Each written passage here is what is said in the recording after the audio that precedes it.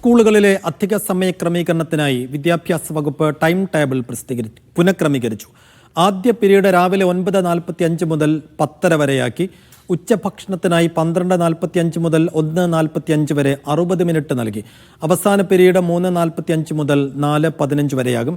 രാവിലെയും വൈകിട്ടുമായി അരമണിക്കൂർ അധികം അധ്യയനം നടത്തും. 8 പീരീഡ് നിലനിർത്തിയാണ് സമയക്രമീകരണം.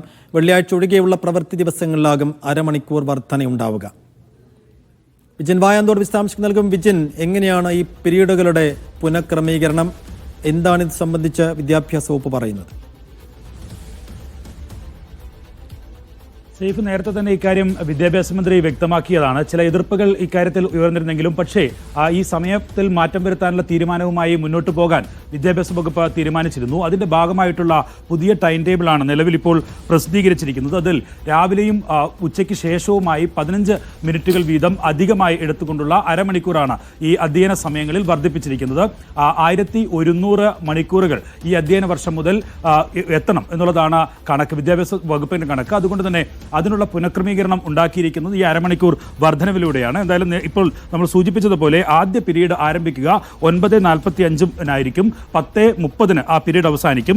രാവിലത്തെ ഇടവേള 11:15 മുതൽ 11:25 വരെയാണ്. 10 മിനിറ്റാണ് രാവിലത്തെ ഇടവേള ഉണ്ടാവുക. ഉച്ചഭക്ഷണത്തിന് 12:45 മുതൽ 1:45 വരെ 60 മിനിറ്റ് സമയം നൽകുന്നു.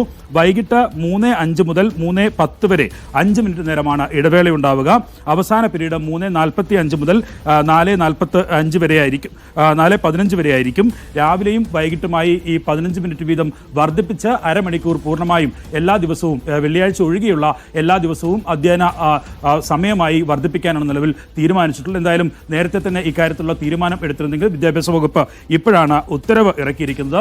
8 അവർ തന്നെയായിരിക്കും, 8 പീരീഡ് തന്നെയായിരിക്കും ഈ വെള്ളിയാഴ്ച ഒഴികെയുള്ള എല്ലാ ദിവസങ്ങളിലെയും അധ്യയന ദിവസങ്ങളിലെയും ഈ പീരീഡുകൾ എന്ന് പറയുന്നത്. എന്തായാലും ഇക്കാര്യത്തിൽ 30 മിനിറ്റ് വീതം വർദ്ധിപ്പിച്ചുകൊണ്ടുള്ള ഉത്തരവാണ് വിദ്യാഭ്യാസ വകുപ്പ് ഇപ്പോൾ ഇറക്കിയിരിക്കുന്നത്. സൈഫുദ്ദീൻ. ശരി വിജയൻ.